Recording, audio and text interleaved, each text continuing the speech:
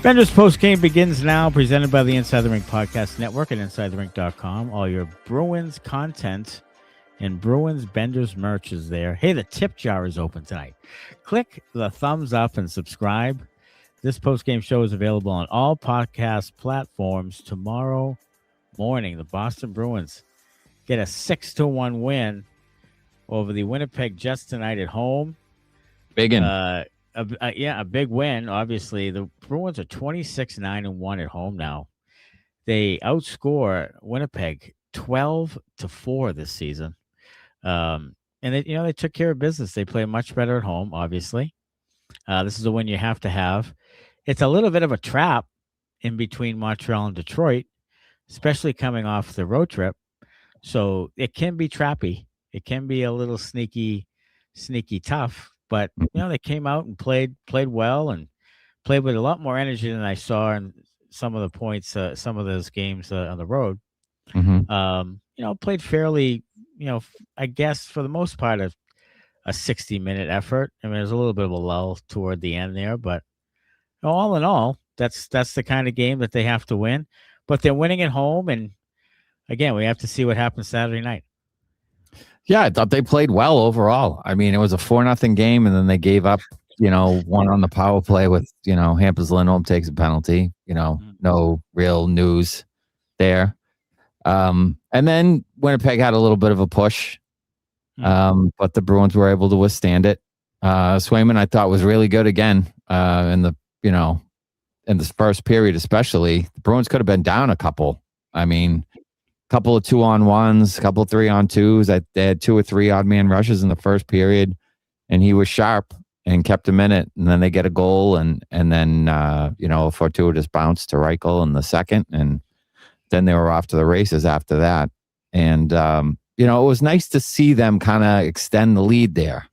Usually they kind of let other teams crawl back in, and you're sweating at the end. The other team pulls the goalie, and it was nice for them to have a win where, it wasn't really in doubt. As you get into the third period, they could just roll the lines. Aspero chips in one late, 6 different goal scorers tonight. And I thought defensively, for the most part, other than a couple of odd man rushes early on, like they played pretty well. It's a good sign. Can they take that type of play on the road is right question. And it continues to be the question until they fucking solve that thing. They can do it at home. We know they can do it at home. They're one of the 2 best home teams in the entire NHL. They can do it at home. Can they do it when they go somewhere else? And so far, they have not proven that they can. And that's going to lead to them either missing the playoffs or having a really, really short series in the playoffs. Right. I mean, Saturday night's a big one. Detroit took a late lead tonight by DeBrincat. So it's 2-1 with 39 seconds left against the Canadiens. So they're going to get those 2 points. You kind of rather see Canadiens win that game. But the Red Wings are it looks like they're going to win tonight. So, tied at 84 points, and big game on a Saturday night in Detroit. And, the Bruins really need to get a regulation win there. They really need to show, for the most part, to themselves that they can do that, because I think that there's doubt in them finishing games, playing strong enough games on the road. And I think for the most important part would be that they could believe that themselves that they could do it. Yeah. Just a quick question on the standings. Does this win push them into third, or does Montreal keep third because they have more games remaining? I think the games wins. The Bruins have more regulation wins than Montreal now. They do. If Montreal loses this. So I don't know if that puts them into third or not. Well, there's 2 games. Well, no, there's 1 game in hand if they lose. So there's 1 game. So I think that's why, because it's points percentage. So they've played 1 less game. Yeah. So I think that's why. Yeah. All right. But yeah, I mean, Saturday's a huge one. And, it is. Wanted to talk about Lukas Reichel. He makes his Bruins debut. Mm-hmm. He's traded twice this year for a 4th and a 6th.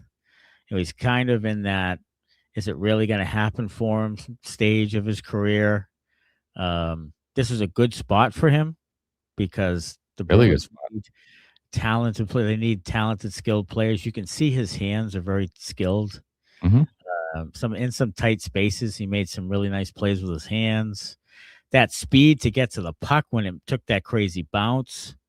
That there's some other guys on the team who wouldn't get there. No, So, absolutely not. He gets there and he scores it. He made some nice plays on the walls, particularly on the power play early. So, look, people are going to start pumping his nads right away, but it was a good first step for him. He's on the line with a couple of guys who Geekie played better tonight, but he's on the line with a center who's just really struggling.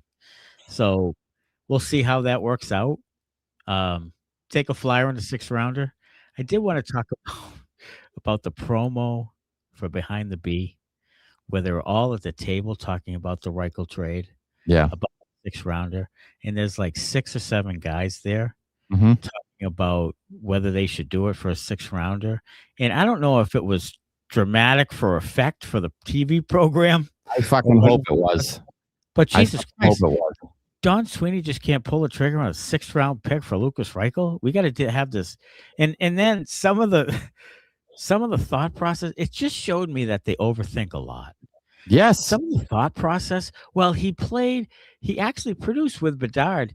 Yeah, but you don't have Bedard. I'd rather you say he produced with Ryan Donato and Nick Foligno. You know what I mean? That would make me feel better. Yeah. You don't have Connor Bedard. You don't. Like, I would produce with Connor Bedard. Yes, you would. That's not a benefit. That's not a plus. That doesn't have anything to do with anything. Oh my God. Like, so I'm watching. That is not germane to this conversation. No. And I honestly thought as I'm watching it, I'm like, this proves us right that they, 1, overthink, and 2, I'm not sure what the plan is. Like, they had to sit down with 7 guys. 7 guys. Say, can we send the 6th round pick? Finally, the guy's like, I'll cash in those chips. Like it's your 6th round pick is some kind of fucking gold in Fort Knox, dude. Really? You'll cash in a 6th round pick? Because who's it going to turn into? No one that plays in the NHL? Nobody. Ever? It's going to be a guy from Sweden who never comes to the country. I mean, you need to not give that like a second of thought and pull the trigger. Really? I just thought former 1st round pick that has speed and skill. Yes. You are actually considering not waivers. Yeah, I mean, yeah. You were actually not considering it. You're like that look. I know what they're trying to do for the TV program. They're trying to show that it's an all-in effort and that they're really dotting their I's and crossing their T's. It made them look stupid. It made them look worse. It does. Than better. Yeah, that's what really. I couldn't believe it. I couldn't believe it. But Dan Maiden wants us to be positive, Tane. I promise you, Danny, I will. But that just really, I couldn't believe it. I couldn't believe. Yeah, I mean, it's pretty ridiculous. It's pretty ridiculous. That really, look, I think it's ridiculous when I say that they don't have a plan. I think it's ridiculous. I think I'm being ridiculous. But then I see stuff like that, and I'm thinking maybe it's at least half true. Like, I want them to have a plan. And I think I'm being silly when I say it, but then I see that. And I'm like, maybe they don't have much. Maybe they have a little bit. I don't know. It's just, I don't know. I mean, it sounds to me like they're just sitting around a poker table throwing chips around. And then somebody's like, let's trade for him. I'll throw those chips. The waiver wire. Yeah, I'll throw those chips in the middle. Let's trade for the guy. Like, do you have an idea? Like, if you have any idea at all what you're doing, like that you shouldn't have had to debate that amongst, the entire fucking front office. No, that's not an 8:30 Tuesday meeting when you bring breakfast in. That's not that. Donuts, anybody? What do you got, Connor? Quickly, the NHL updated the standings. The Bruins are tied at 84 points with Montreal. They hold wild card 1 still. And then about this trade, they made the dramatics about the trade and them really breaking it down. But when Marchand was traded, Sweeney walked back in the room like he was yanking his hog in the bathroom and said, "Hey, Florida just traded for Marchand." Like nobody else in the building knew. So weird contrast. It is, isn't it? Look, I hope to God, and I think it is for TV purposes. I really do. I think it's like everybody gather around the camera. We're gonna do a little thing about how we do business. Yeah, whatever. Okay. So I hope it's that, because otherwise they look like fucking bumbling idiots. No, maybe that does speak to your point, Connor, that this is part of the new some of the new things they wanted to do this year, is that Sweeney had to involve more people, because maybe he was doing his own fucking thing and it wasn't working as well, and his play development stunk, and maybe he had to come to Jesus and was like, maybe I should include some other people in what I'm doing. Maybe, I don't know, but that was odd. Pavel Zacha, another goal tonight, 4 goals in 3 games, 23 goals. The dollar amount rises. Rises. He's on a heater. I can't wait till Sweeney signs him for $9 million a year. It's going up every minute, every single minute. And there's people on social media who are saying, hey, all those people who thought they should trade him and everything else. I don't think they should trade him. What I'm trying to say is, if you're not going to invest $9 million for the next 7 years or whatever, then you need to trade him. So you need to make a decision. Right. I don't know if I love $9 million for 7 or 8 years. I don't know if I love that for Pavel Zacha. I think he's a pretty good player. I don't know if I love that. But you're so thin on your talent. Like, he's like your 4th best player. So you're so thin there that you almost have to do it. So it's not about like me clamoring them to trade him because I don't like him. It's just that, what's the plan? And if the plan was to keep Elias Lindholm, it was really about Lindholm, because you were invested in and committed to him. So now if you bring Zacha in, then you're basically running it back with the same center group every single year for the next 6 years. So that's what really, that's why I would say that. Yeah, I mean, that makes sense. That's logical. They chose the wrong fucking guy, though.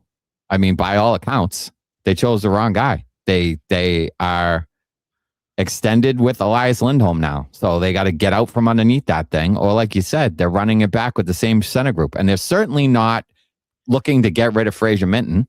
You know, they're certainly not looking to get rid of James Higgins, at least at this point in time, or Dean Letourneau. Whether those guys, end up as centers or not, who knows? But the young guys they're not looking to get rid of. So then you have Lindholm and Zacha, and Casey Middlestat's a center, or could play wing, I suppose. But you have some guys there that create kind of a logjam, and you have some guys, some young guys coming up that you should be wanting to give time to. Whether they will. I mean, with this management group, you kind of don't know. Because they had a guy in Poitras that you thought should have gotten time. He got time as a 19-year-old and then hasn't seen the fucking league since, basically. So what are they doing? Are they going to let these guys block the Hagans and Letourneaus of the world for multiple years and just have them rot in Providence like Poitras has? Maybe they will. I mean, who's to say?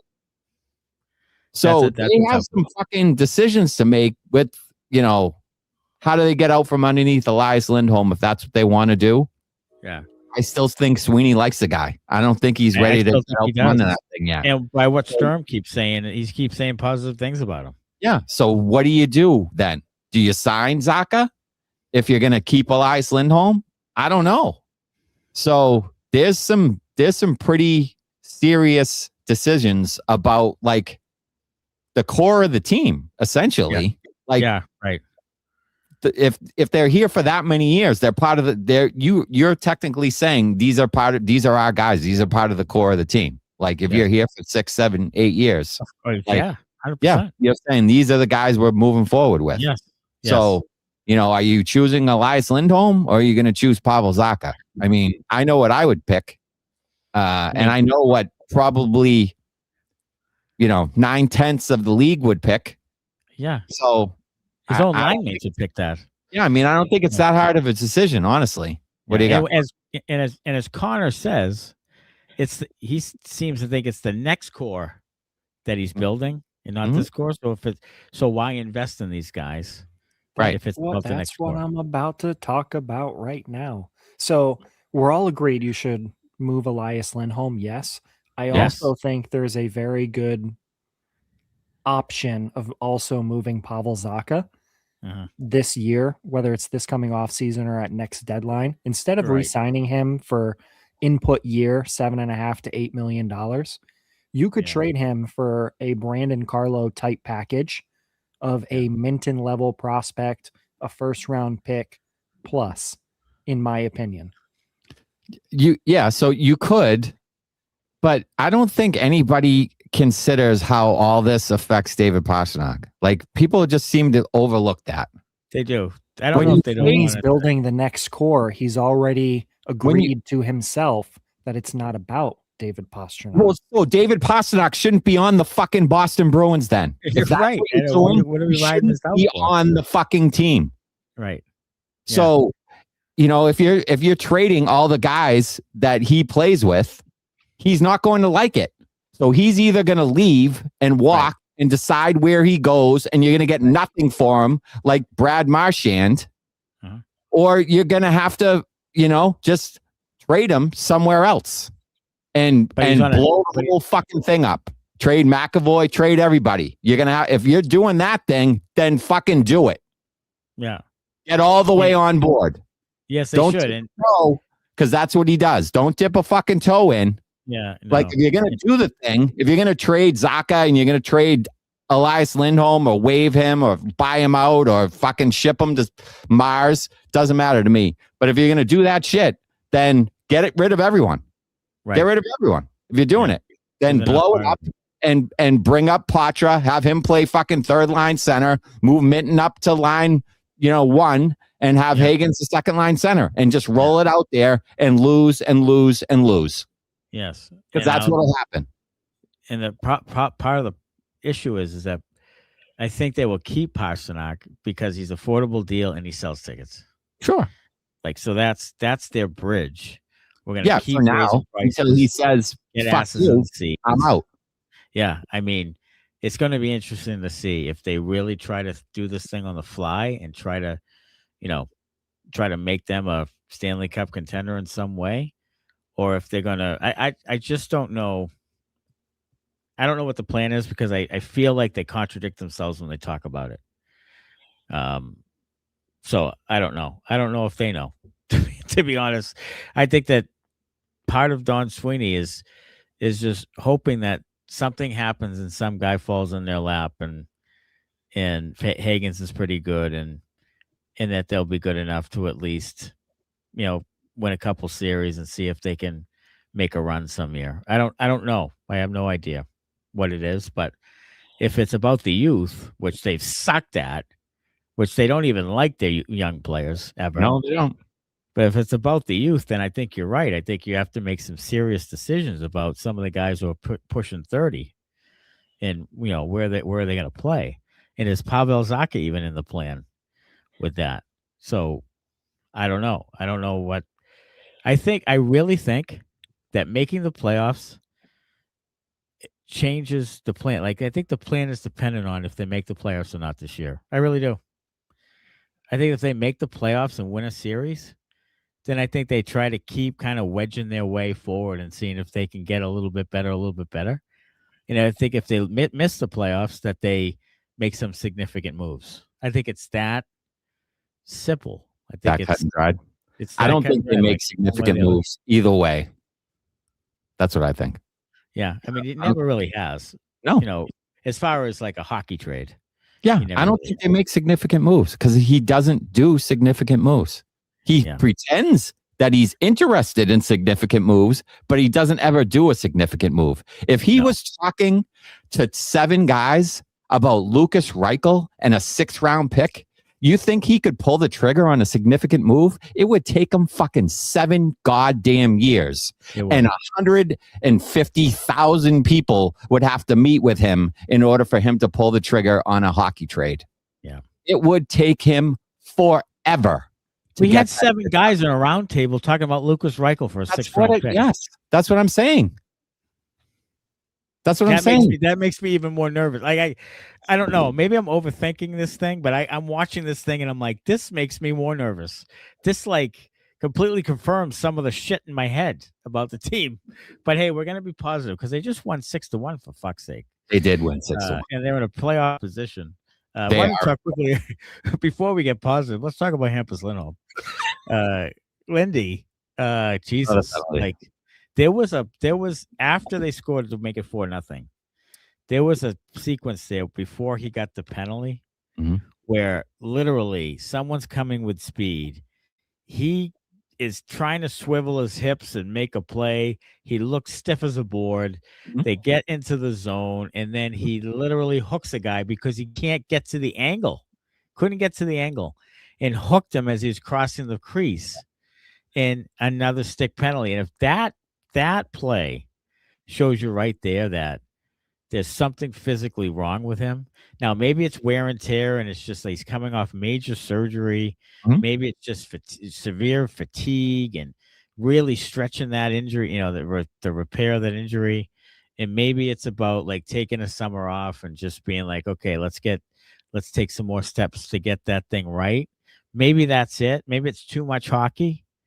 But Jesus, he looks like he's lost a couple of steps.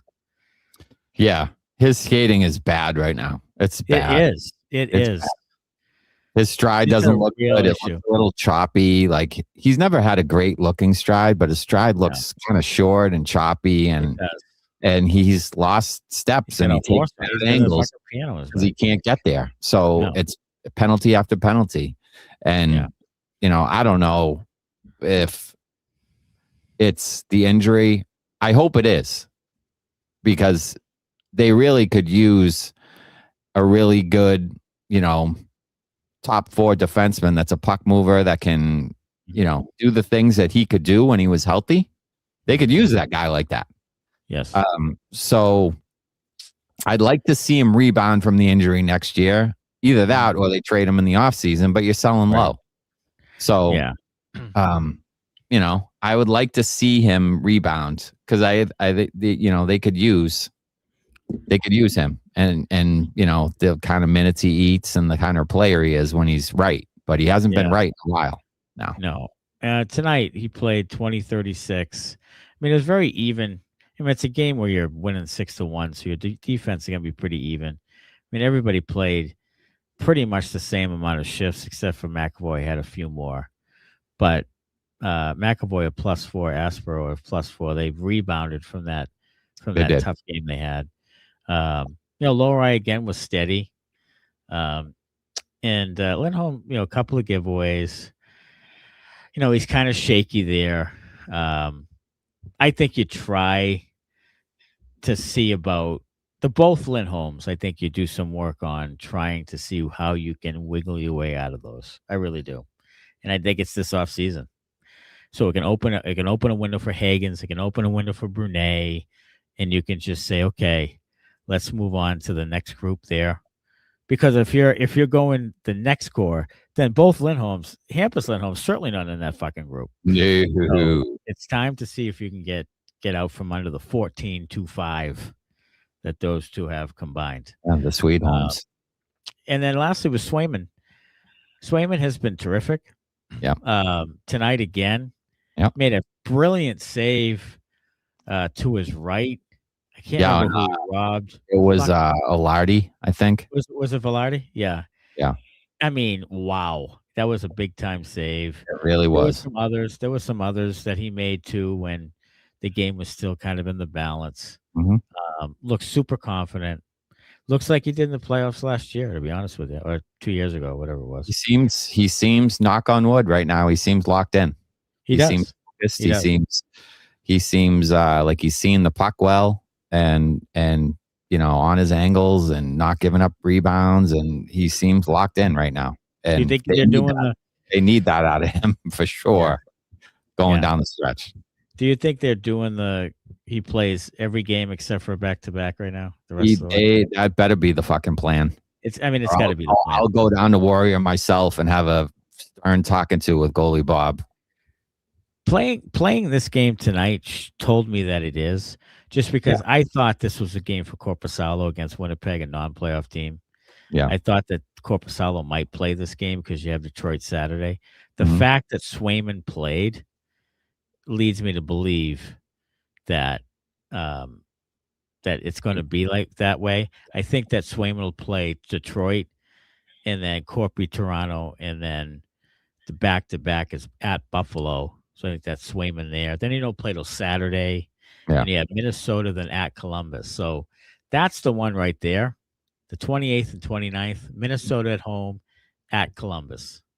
Korpisalo gets Minnesota. Swayman gets at Columbus. Yeah, I guess. I mean, You that's have a tough back-to-back. You have to do it that way because Minnesota, like their points, as much as you want to win that game, it's not like an in-conference game, so that those points don't matter as much. Yeah. So you have to go Korpisalo there and play Swayman in the game that matters. You have to do it that way. Yeah, I think that's true. But he's been terrific, and look, they're hanging in to the very end.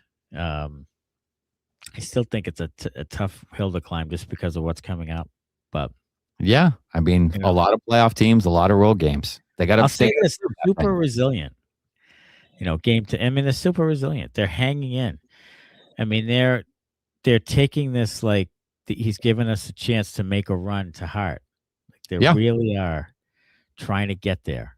I thought the fourth line was a little more. It was more physical tonight as well. Had 7 hits. I mean, they were involved.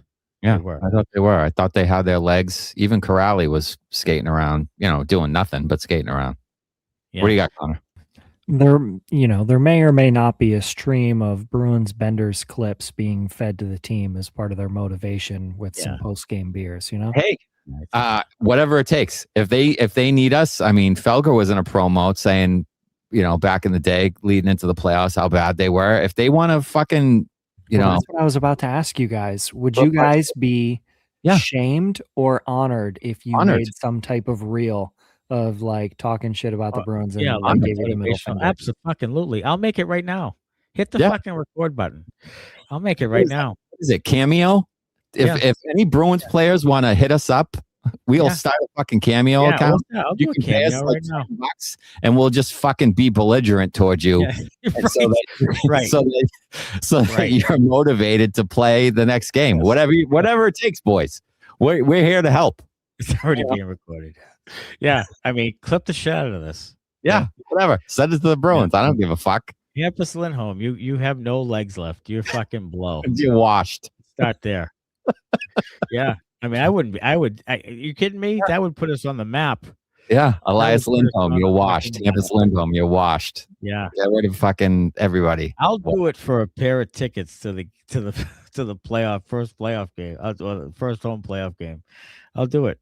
Give me a pair of tickets. Put me up on a nice floor. Yeah, we'll go. Give me some credentials for the first game, and I'll fucking hammer the shit out of that team. Absolutely. Yeah. All right. Benders Banter is presented by Evolve APA. It offers consulting services from a board-certified behavior analyst to adult day programs and residences, schools, and even businesses using the principles of applied behavior analysis. Evolve APA is also pleased to offer staff training and collaboration with parents of children with autism and other special needs wishing to learn more about the science of applied behavior analysis.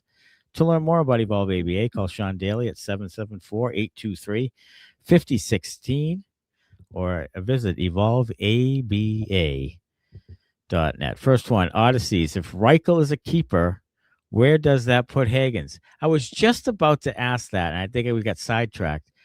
Reichel plays third line right now. We thought that was the spot for Hagens. Yeah. So what happens if Reichel's playing well? Where does Hagens fit in? That's a good question. It's a good one. It's a good question. Are you blocking James Hagens with fucking Lucas Reichel? Yeah, it seems like you are right now. Because I honestly can't think of anyone else that they would take out of the lineup. Like there's guys I would take out of the lineup. Yeah, but there's not anybody that they would actually take out of the lineup. No. Like I would take Elias Lindholm. I think Elias Lindholm should sit for a while. But they won't take him out of the lineup. No. They won't do it. So I don't know what the answer to that question is. Yeah, but right now it seems to be they're blocking James Hagens. Now Hagens has a game tomorrow night And we'll see. If they win, then they keep playing. BC keeps going. But if they lose, I think Hagen signs probably Saturday, and there's a chance he probably plays Tuesday. Yeah. Tuesday, Wednesday, back to back. Yeah, there's a chance he's in those games, and I don't know who comes out of the lineup. I really don't. What do you got, Connor? If it is my decision and I was a coach on the Boston Bruins, I would be scratching number 52, Sean Kuraly. I would take Kuznetsov and put him as the fourth line center between Jeannot and Kastelic. Or Kastelic. And then Hagens would play on the left wing or right wing, whichever, with Mitten and Pastrnak. Yeah, left wing. Sure. I mean, I love that. I love that idea. That's a great idea. I'm not a Sean Kuraly fan. So yeah, I think that's a great idea. I think Sean Kuraly is a penalty killer for these guys. So I think that you're going to struggle to take him out of the lineup there. That's a problem. And they also like Kuznetsov, Mitten, and Pastrnak together because it's been a pretty good line overall. Metrics wise, analytics wise, since they've been put together, and it hasn't been very long, but they're outscoring opponents. I don't know what it is, 4-0 or 4-1 or something like that. Yeah. So, things are going positively for that line. So I think it would be hard for them to break it up, even though that's what they should do. What's going to happen if Hagens goes to Providence? I'll lose my shit. No, we already know.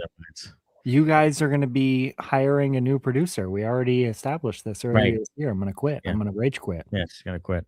Oh, I think there's going to be some serious backlash if that dude ends up in Providence, because there's many fans out there that think that Providence just fucks up their players. So it's scary if he goes to Providence because Lucas Reichel is playing okay. That's a tough one. That's a tough one. We'll see. I mean, we'll see what happens. Maybe they give Reichel a game or two just to show it and then send him back down. Well, either that or to like, oh, we're gonna give you, we'll put you on the ninth floor. You're still on the team, but we, maybe we want you to learn the system or whatever. Whatever it is, one of those things where like, they won't play him in back-to-backs, and Hagens will play, one of the games, and maybe Reichel plays the other. They don't play Hagens back-to-back, just, to kind of ease him in. Whatever it is, I don't know. But maybe they'll do dumb shit, and we'll crush them for it. Yeah. Did I see that right, that Letourneau and Hagens played together for the first time all year? Yes. In that playoff game? Wow. Correct. Not, 5-on-5. On the power play, they play together. Right. 5-on-5 all year. First time all year. Crazy. Yeah. Cinderblad, has goal scoring pasta been activated?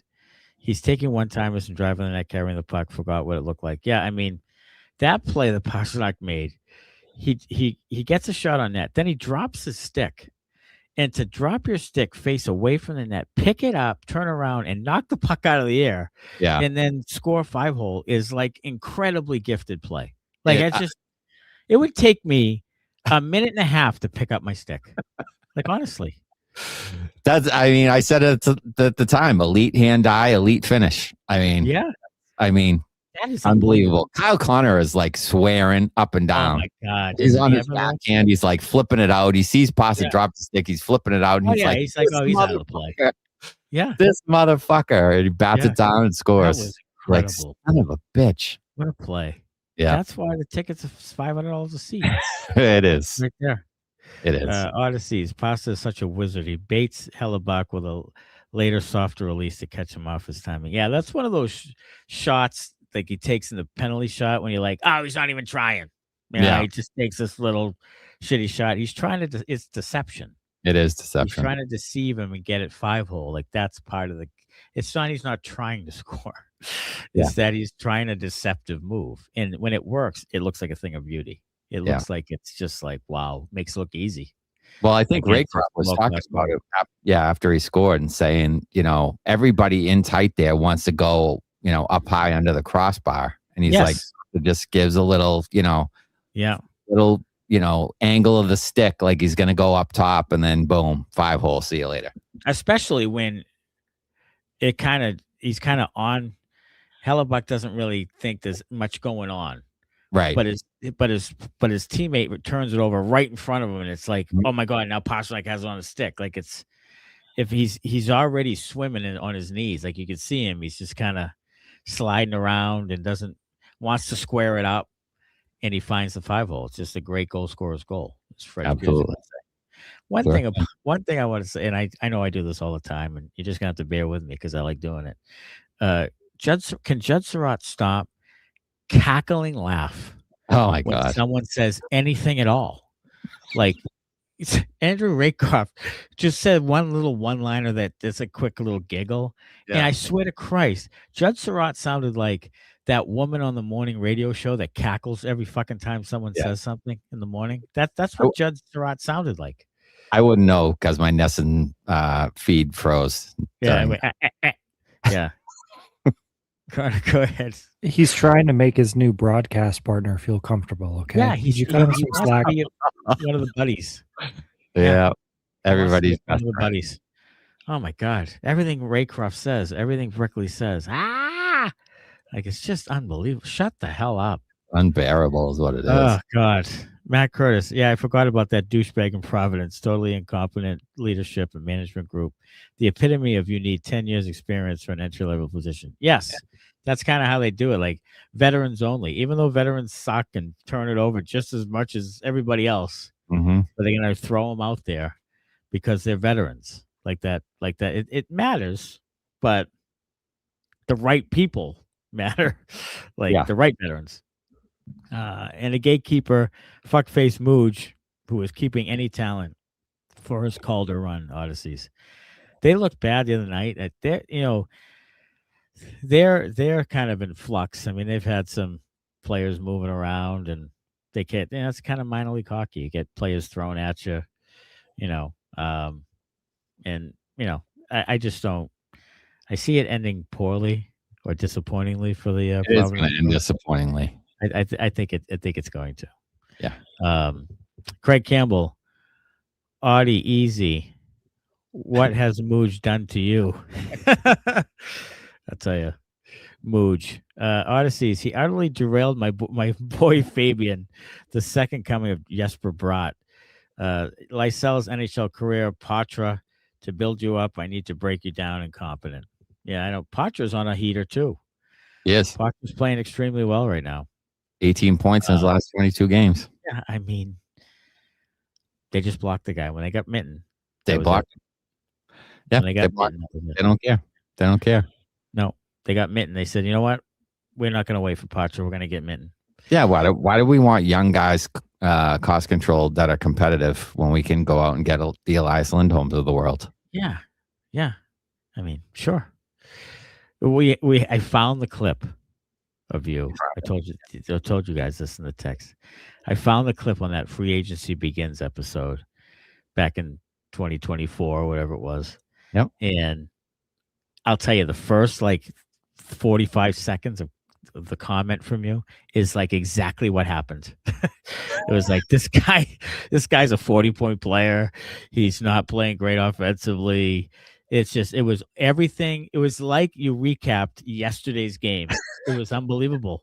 It was exactly what was going to happen. Yeah. And you can see that from Foxborough, Massachusetts on your couch.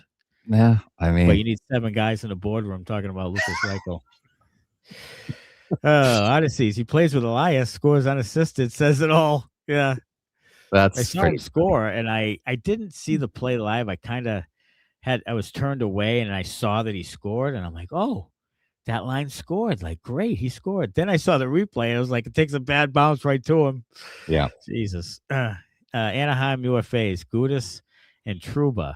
Pat Verbeek ain't negotiating. Duck legend Hampus Lindholm and the ghost of Elias, both on term for McT. Make it happen. I'll tell you what about Mason McTavish. This is a classic. Grass is always greener, shiny toy, somebody else's player. He's like a 0% defensive player, like zero, and he has 32 points this year. Like it's another Lucas Reichel. Really, he's 23 years old, wherever he is. It's another kind of that situation, really. I would take a chance on him. And I would take a chance on him, sure. I would absolutely. And if I could get rid of some of your slop, like Elias Lindholm, which would never happen, but if you could get rid of something that you don't need, and it's really on the cheap, then yeah, I'd take a flyer on McTavish too. I would absolutely take a chance on him. Yeah. See if it changes. But I'm not, I'm not making this hockey trade for him, but I'll take him off your hands. Yeah. And try to mold him. Mm-hmm. UFAC position, Kevin Hayes, still in the league. Kevin Hayes, Jason Dickinson, Jesus, Scott Lawton. Anaheim needs to spend to get over the cap minimum. I'm just saying I found a new home for the Sweet Homes. Cinderblade. It looks homes from Mason McTavish. I'm down. Yeah. Oh God, yeah. Oh God, yeah. Yeah. Don't retain a thing. Yeah. Oh my God, yeah. Absolutely. It looks like that puck didn't slide properly. Excellent analysis, Judd. Yeah, I heard that too. Oh my God, Judd.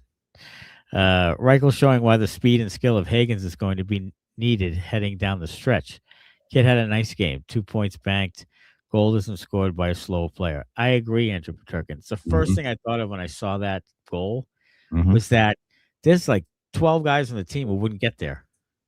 Like literally would not have gotten there. And probably he did. 20 guys on the team that wouldn't have got there. And he also had the hands to finish up high under the bar. Yeah. Odyssey, so fresh. Yeah. So clean. I love Connor stars these comments. And he stars all the fucking Mitten comments. Yeah, he does. I know his game. I know what he's on. I let a lot of them go tonight. Oh, you did. Being modest. You did. Yeah, he did. Star him up. What the hell? Let's go. Let's get after it. It's positivity, baby. Yeah. Let's do it. Without a doubt. Let's see. Producer Connor, get your lotion ready. Yeah. For a Minty Fresh goal. Get your lotion ready, Minty Fresh goal, says Victoria. Dan Maynard, we need this level of play every game, or at least 2 out of the 3 games, for fuck's sake. Sorry, John. Here's the problem, Danny. On the road, it doesn't happen. It's really home and road. Yeah. That's what it is. So, Kyle Benson, Columbus moved to 3rd in the Metro. Islanders on the outside. Yeah, the Islanders are scary. Like they might not be in. Yeah, and look, I'm fine with that. If Columbus wants to jump up into the top 3 in the Metro and not chase the Bruins anymore, I'm totally cool with that. I want some other team wants to slide. Yeah, great. Like let's do that thing. I'm all for it. Absolutely. Anaheim, McTavish, $7 million times 6. What sweetener would it take to trade him for a Duck legend? The Sweet Home package. Ducks will sell low, and they'll need to get over the cap floor with UFAs leaving. $7 million times 6. I'm interested. Yeah, he was the 3rd overall pick. Yeah, that's another that goes with your, what's that, the 14th first rounder you're gonna get from somebody else. I mean, the Bruins love collecting former first rounders from other teams, but also you have to have like top 4, top 5, draft picks on your roster to win. Generally speaking, you do. I mean, that's what the stats. Whether he's a bust or not, I don't know, but I think a change of scenery could do him good. So get him around a little bit more veteran guys than maybe Anaheim has, or what? Just a change of scenery. Maybe he doesn't like fucking Quenneville. I don't know. I don't know. I mean, sometimes guys just get kind of lost. I don't know. He obviously plays no defense. No. So Quenneville isn't like that. No, of course not. That's a problem. So that's probably part of the issue. Play some defense, dude. It's professional hockey. Eileen, tip jar is flowing. Thanks for being positive, fellas. I think we were positive in there a little bit somewhere. Yeah, sure. $20. Do I have 21? Right here, 21. Right here, 21. Andrew Pedro, do you think Brick just leaves the broadcast booth to grab a beer and some fries when he's had enough of Judd's Game 7 overtime screaming? I think so. He yells.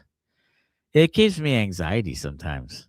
Like the normal play is just like, and not in every shot toward the goal is not saved by the goalie.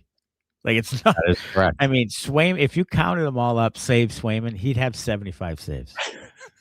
like every game. Like, not every puck got through, Judd. You know? Yeah. Sebastian Vani, PSA 93, wants people to know his name is not pronounced Frazier, as in Joe Frazier. It's Fraser. Oh, like laser. Laser Fraser. Fraser. Yeah. Laser Fraser. Fraser. Harry says Smitty and Barry should take over on 98.5. Felger knows nothing about hockey. Truth. Yeah. Truth. We'll do that, Harry. You have a name over there? Let us know. Let us know. Yeah, absolutely. We'll jump on. Hey, EEI is a fucking dumpster fire. We'll go up against Felger and Maz at 2-6. Yeah, you know? we could talk hockey. We could talk fucking circles around those clowns. We'll talk a bunch of hockey and other sports. Like we'll talk all the hockey. Yeah, we can. I mean, we can multitask. We can do it all. Oh, we can talk. A little bit of everything out of us. Yeah. We'll rip the Celtics like crazy. The only problem with FCC sponsored radio is can't John anybody. Is this guy might be getting some fun. Yeah. You can say there's some things you can say, right? No. There isn't some things you can say now. He says dick and he says ball bag, we can do that, right? Yeah, I mean, you could do that, I guess. They changed the email of the day. It was like, called them like a douche or something, wasn't it? At one point? And they changed that. You can't even call somebody a douche now? No, you can't call them a douche bag, right? Is it douche bag? You can't. I think there's like douche bag. I don't think you can. Maybe douche you can. I don't know. We could test it. Try it. Let's test it out. You should call him up tomorrow. Test it out. He stole our fucking five. Yeah, he did. Questions. Yeah. Gentlemen, a Lindholm free Bruins roster in 2027. And Sweeney stays another 5 years or 3 more years of both Lindholms. And next year is Sweeney's last. What do you choose? I don't want Lindholms on my team. I don't. Lindholm free. Lindholm free roster in 2020. And Sweeney stays because of that. 5 years. Or 3 more years of Lindholms and Sweeney's gone. And next year is Sweeney's last. I'm wondering if next year is Sweeney's last, if the new guy that comes in just fucking shit cans of Lindholms. He might. I mean, he might. So he might, because that's what be able to get away with like less than 3 years of that thing. Donnie started, he traded Lucic and Hamilton. He started cleaning some house when he got the job. Chiarelli did. Yeah, I don't really want. I mean, I don't really want Sweeney in charge of the team. Can I do like a scenario with that? None of them are here. Yeah. Connor, go ahead. If Don Sweeney manages to get rid of one or both of the Lindholms and upgrade that player to somebody that is better for this roster, younger, what have you, I think that saves him enough credit that he probably gets more years. Not if they don't make the playoffs, it doesn't. I really think if they don't make it this year, if they make it this year, then he'll probably get extended. Yeah, I would agree. So if you don't, it's a really hard one. If you don't like Sweeney and you want him off your hockey club, but you love the Bruins and want them to make the playoffs, it's a tough decision. It really is. You want to root for them to lose, so see what happens to Sweens. I wonder if fourth line Nutty because of that. What's that? I'm in a tough spot because of that. Yeah, it's a tough one. Because I want them to make the playoffs, but I don't want Sweeney around. So I don't think that Sweeney is the worst general manager that could be here. He's not the worst general manager, Connor. He's just talking about this. He's not mid. He's mid, but he's also not. It's not about whether he's good or bad. Even it's that I don't know what the plan is, and I'm not sure what the hell's going on with the young players, player development. I just think he was good with the last core. I don't think he's great at developing a core. I don't think he's bad. I think he's done some good things. He's definitely done some good things. But I don't think he's right for this thing here. Like that's, and people keep saying that. Well, he's, the half to this and half to that and half to. Ace came on and said half of, he's like a top half or a top. I don't give a shit what he is. He's not right for this thing here, and I don't think he's proven that he is. So if he does something to prove that he is, fine. Then I'll grin and bear it. I mean, everybody has wins and losses. Everybody has good and bad, and I think right now, overall, his bad outweighs the good. That's how now it does. Yeah, that's how I feel about it. His bad outweighs the good right now. Don Sweeney, we're the one who signed Elias Lindholm to this contract that everybody's fucking crying about right now. And I didn't hear another team in on him. No. Like nobody wanted that. Like everybody said, boy, that's a lot for a guy who's gone backwards. And here he is, bad back and all. Like that was that's one that really fucking, that hurts a retool. Yeah. Like that's a big miss on a retool. So that's what I'm saying. It's just like, I don't know. I don't think he can do that. He didn't develop the core. He was handed like some future Hall of Fame players on the roster. Mm-hmm. And they got back at it in 19 when he still had really good players on the team. Yeah. So he didn't build that thing. And I don't know if he can. That's the thing. I don't know. I wonder if fourth line Nutty becomes a little bit more offensively minded because he would have to shoot on that line. Yeah, maybe. I don't know. I mean, I think Husnudinov has had a better offensive year production-wise than he will typically have. I think he had some.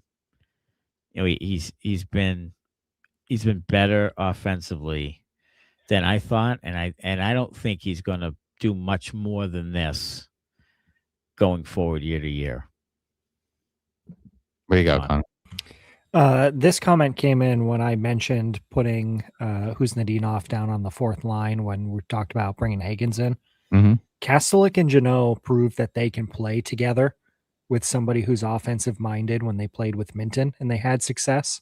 Mm-hmm. I think that Husnudinov could give you exactly what you'd want of somebody like him on your roster on a fourth line with those two type of players. I like that. If you have an injury, he can float up and down your lineup as needed.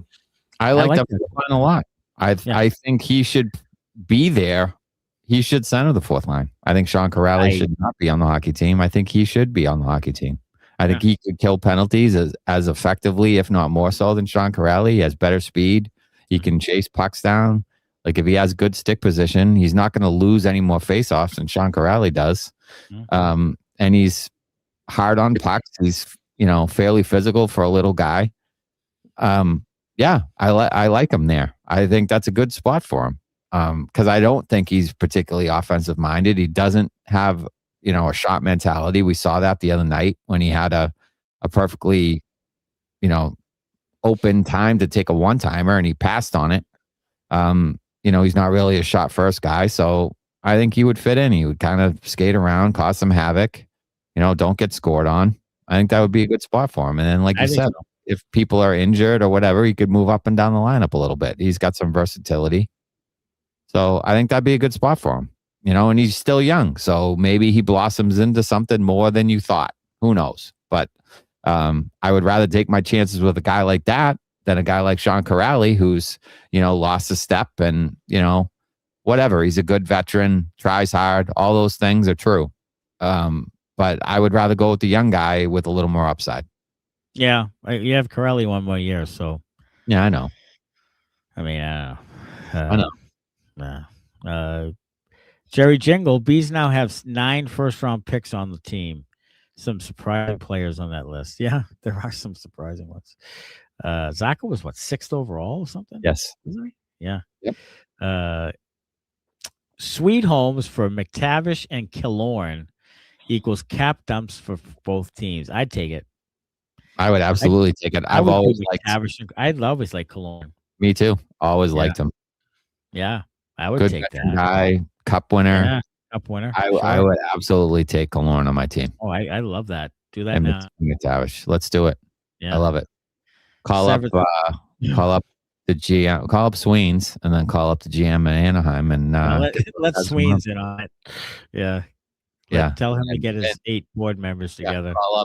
Tell him to call a meeting of the board of directors. Of the minds. Governors. Yeah. Are we okay with a 6th rounder for Lucas Reichel? Yeah. Yeah, I'm okay with it. Can you pass the fucking everything bagels? Thanks. I'm really nervous about this group replacing Sweeney with a competent, reliable GM. I'm nervous about a 2-7 soul because I think Neely's going to be around.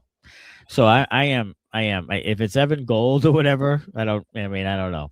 Like, hopefully Evan. Yeah, go ahead. Hopefully Evan has a list. I think it is Evan. I think it's going to be Evan. Yeah. It's going to be Hopefully he Evan. has a list of draft picks available and isn't at the water bubbler scratching his ass when it's time to pick and he's rushed. Hopefully that doesn't happen. Because that happened with Sweeney. Yeah. Even though he was the assistant GM and not working at Fidelity, he was the assistant GM. Yeah. But he was sort of, Jesus, really snuck up on him. Well, it wasn't collaborative back then. They didn't allow GMs. It's collaborative now. Yeah, didn't allow GMs in the meetings. But we now just saw it. Took an hour to fucking everybody. decide a 6th-round pick for Lucas Reichel. Everybody. Yeah, it's collaborative now. Sweeney is good at making player-for-player trades. He's horrendous with free agent contracts, says Sebastian Varney. Yeah, I mean, there's not a lot to get there, and then he overspends on it. He used to be good at hometown discount, but a lot of that was because the team knew they were really good, wanted to do that for the team. Bergeron and Chara set the example. That doesn't happen anymore. So that thing's gone. And it wasn't really Sweeney. People talk about Sweeney in the you negotiate it, but I think that it was helped by the players wanted to be here. They wanted a good team, and his top players, his captain level players were taking discounts. So that's helpful. Yeah. So Pastrnak is on a really good deal, but McAvoy certainly got market value. Swayman got market value. That doesn't happen anymore. No. So I think he was pretty good at making trades and adding pieces to the old core. The Coils and the Johanssons and those types of players, and picking up Yager and doing some of those things was good. Sure. But for the most part. Making the playoffs doesn't mean you're out of the rebuild if you are a 1-round team. No, but my concern is that it gives him kind of false hope that this team's a little bit better than, he just kind of looks at it. I think this team takes a major step back if they pretty much bring back the same team next year. I think someone with logic would say that, Bruins 1970, but I'm not sure they see this team the same way that people on the outside of, the Bruins see the team. I feel like they view the team differently than we do. So when they make the playoffs, they're going to say, oh, we're not that far off. We just need to add a little ad here, a little ad there. Instead of, retooling the thing, rebuilding the thing, getting rid of some bad contracts. I don't think that stuff's going to happen. Either way, really, but especially not if they make the playoffs. Yeah. The really unfortunate part, if they do make the playoffs, is that they don't have enough unrestricted free agents on the roster. So you could go into next year signing Higgins and have Higgins and Brunet come up, and boom, you're set. And you could just say, we made those, 2 additions to get a little bit younger, playing some of our better, young players. Maybe one little piece gets added in the off season. But that could be a reality if you make the playoffs and make a decent push, and Sweeney can just say, hey, it worked. Yeah. Connor, were you on the meeting? You were in the meeting with the Reichel thing? Were you there? Because you on the payroll? I was unfortunately not consulted. No, you weren't consulted. No. It would be my type of move. Did your fax machine jam? Was that what happened? Well, I usually have my phone on Do Not Disturb, and I was getting a call from a Providence number. So, were you? I don't know. But it was centerfolds. It wasn't. I don't know who it is. It was Federal Hill. It wasn't Federal. One of them go over for chicken parm and you did forgot to pick up his chicken parm order. Yeah. No, Chris J has a comment for debate. Sweeney's just pulled off the 1-year rebuild if the Bees make the playoffs. Nope. Agree? Nope. I don't think so. That's what will be sold to everyone. It will. That will be the Bruins PR spin. Yes. Is that it's a 1-year rebuild. But we're talking about them being a contender. So just because they make the playoffs a year after being the 5th worst team in the league doesn't make them a contender. Like, do you think this team can really go into, Dallas or Colorado or Minnesota and win a 7-game series, or Tampa Bay and win a 7-game series? No, of course not. No, they can't win on the road. So that's not the reality of it. Yeah, it would be a nice story. I hope they do make the playoffs. It would be a nice story, and I hope they win, and I hope they win a round or 2. Yeah. Take it as far as you can take it. Get a hot goalie, David Pastrnak. Who knows? Maybe you catch lightning in a bottle and something happens. Yeah. But the reality is the roster's still not very good. 1 year out. Hagens could come in and be pretty good, but you still need probably a few more top 6 players. You need to revamp the defense. You need to figure out what you're going to do with Elias Lindholm. Yeah. You have Zacha coming up soon. Do you keep Arvidsson or not? Like, there's a lot of decisions that you have to make, and the roster still isn't very good. Every single team in your division most probably has a better forward group than you. And I would say most of them had a better roster than you outside of goaltending. So I really think this was like a, kind of struck lightning. Like, it was kind of a somewhat fluky thing where you bring in a team with some veterans who play really hard. Sturm, a first-year coach. You had some competitive teams who aren't as good as you thought they were. Like, everything kind of aligned. You were fairly healthy. I mean, you're one of the teams out there that have nobody on the injured list. You're fairly healthy. Like, things have gone, right. Swayman's been good at times to help you win games. You won a lot of games. Statistically, you probably shouldn't have. You had some, fortuitous goals, bounces, and that type of thing. So I don't know. I just don't think next year the same thing happens. I just don't. I think that other teams will get a little better. It's a different year. And I don't know if you'd still get the same vibe, mojo with primarily the same group next year. Go ahead, Connor. I don't think that this year looked as bad for the Bruins because the division on a whole kind of is seeing a realignment. All the teams that have been really good for years are now starting to slide back. They don't have enough draft capital. They don't have enough prospects, just like the Bruins don't. And the teams like Montreal, Detroit, Buffalo, even Ottawa, for the most part, they have a good system built up and a good pipeline of players, blossoming into NHL talent. And that's now what the Bruins have to try and do on the fly, or whether they take a couple years, whatever.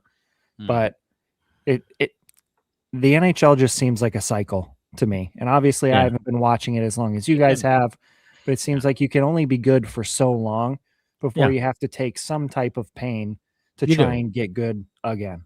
You do. And the Bruins actually went on a pretty long run of being pretty good. Like fucking 15 years of being like pretty good for the most part. To really good. Pretty good to really good for the most part, which is a long time. It is. So we bang on it all the time. We want them to be good every year. But you're right. That's not realistic. No. And quite frankly, being pretty good for 15 years typically isn't realistic either. No. So so you're right. It's and Zach Hayes mentioned Washington.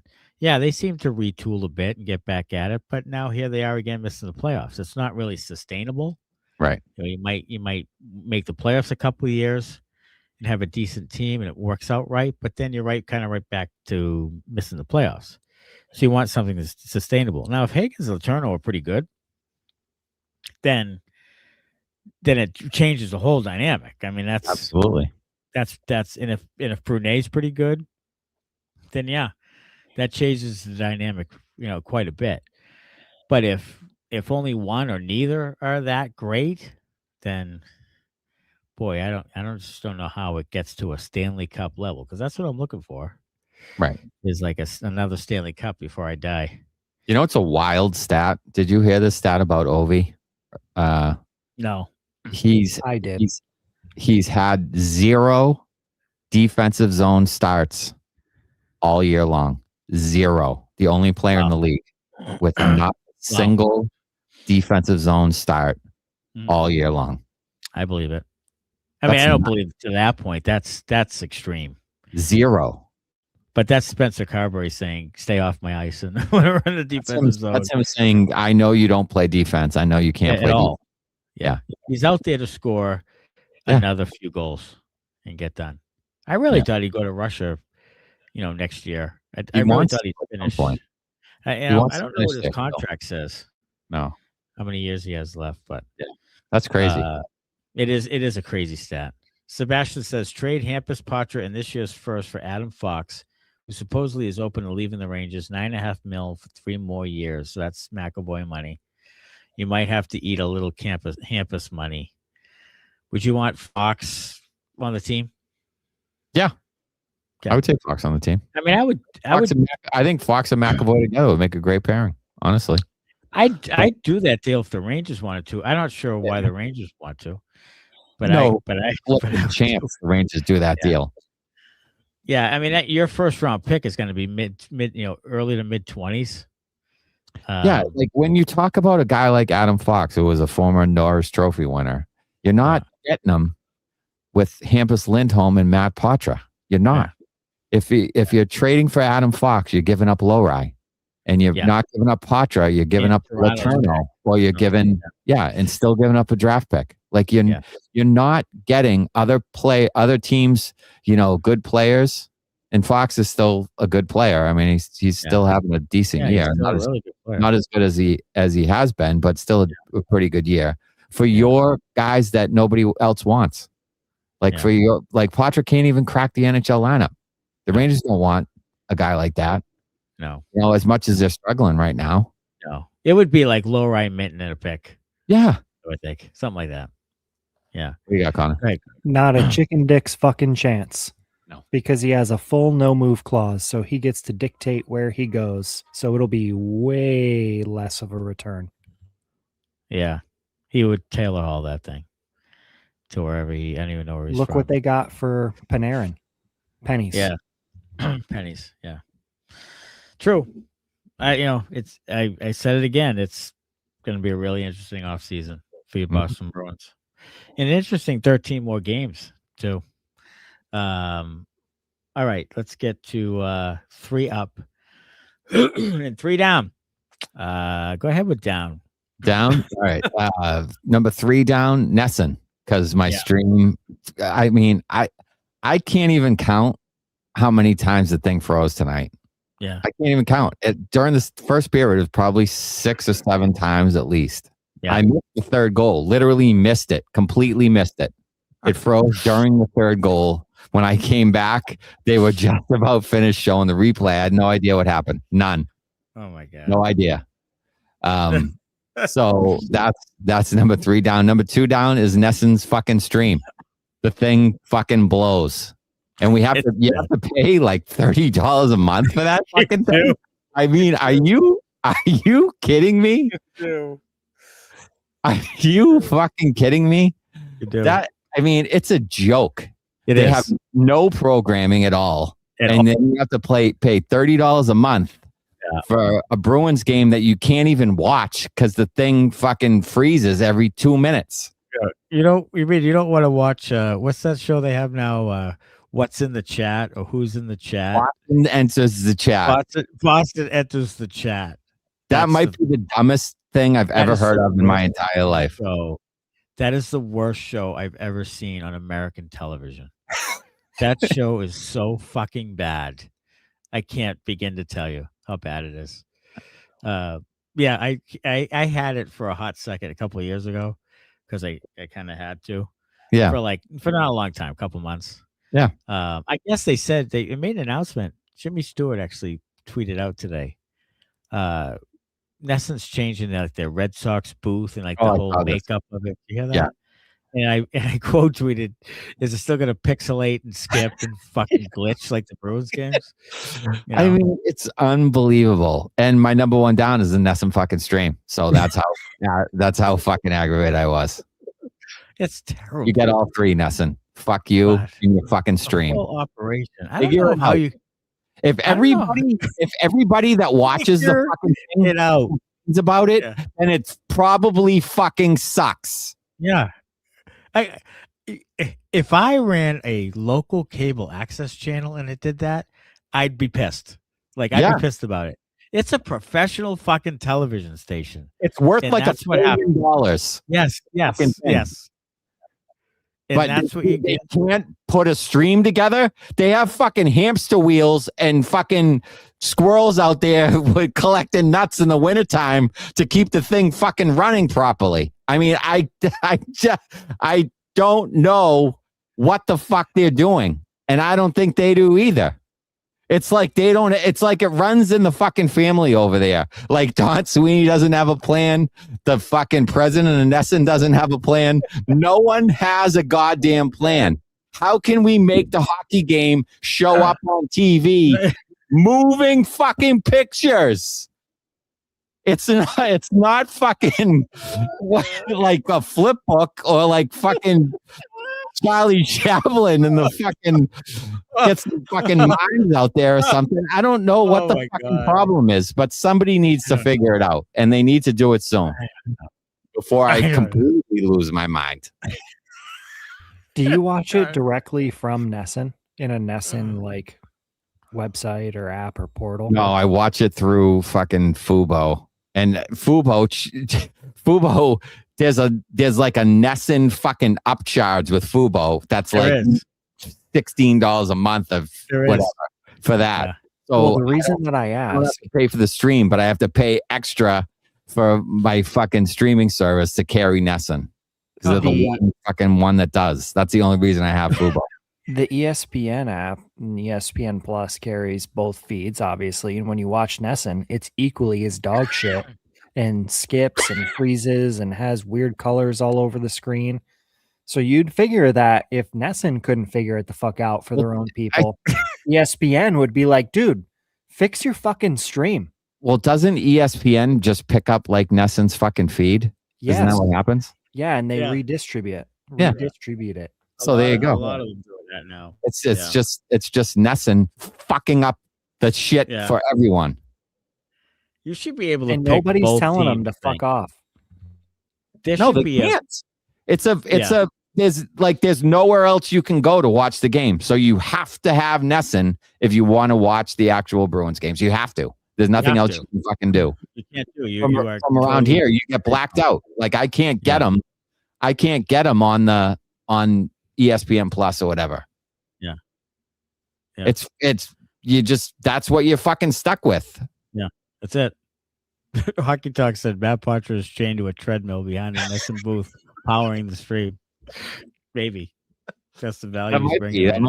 Honestly, that just really pissed me off. Not about the stream freezing, but about the fact that we just all came to the conclusion that it's the fucking NESN stream in every place you could fucking get it. Yeah, but there's blackouts everywhere. You have to fucking sign up for 60 different things to get the same goddamn feed. To get the pile of that just makes me mad. I don't know why. That's why it's on there fucking 3 times. It's for everyone. It's for everyone that hates it all across. It's for all the land. It's for everyone. It's for everyone that hates it. It's the NESN people. It's the ESPN Plus people. It's the fucking, I don't know, TNT, fucking ABC, ESPN, fucking True TV. It's for fucking everyone. It's for all the fucking streams all around the world. Just like Oasis. You could all around the world. Yeah. You could all just have a kumbaya right around the fucking. It's for everyone. It's for everyone.